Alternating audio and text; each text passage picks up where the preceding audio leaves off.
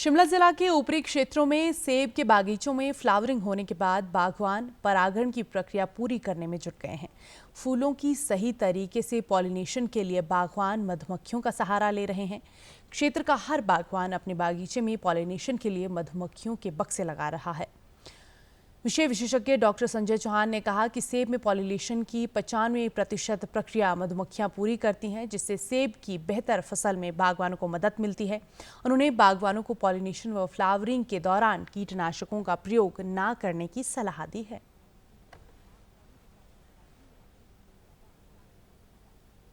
के दौरान जब 10 से 15% फ्लावरिंग आपके ऑर्चर्ड में हो तो आपको ज़रूरी है हर ऑर्चर्ड में, अगर 1 बीघा में अगर बात करूं, एक हेक्टेयर में 3 से 4 बीहाइव्स आपको इंस्टॉल करनी चाहिए। बीघा 2 बीघा में तो एक आधा आप रख सकते हैं, बहुत नेसेसरी है, बहुत रखनी ही चाहिए। उससे पॉलिनेशन जब होता है तो उसका बहुत अच्छी पॉलिनेशन करती है हनी बीज, और रखना बहुत ज़रूरी है, रखना भी चाहिए सबको।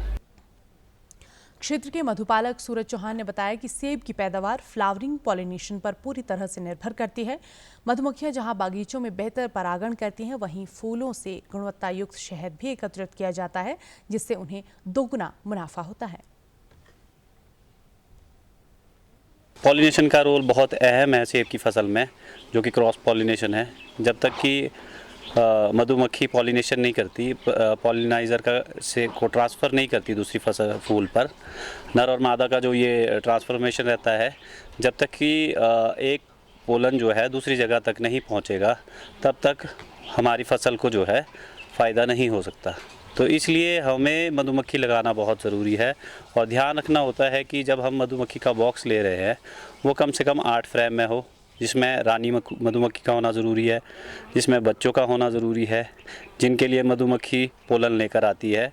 जिससे पोलन लेके आएगी तभी हमारे सेब के बगीचे में पॉलिनेशन होगा।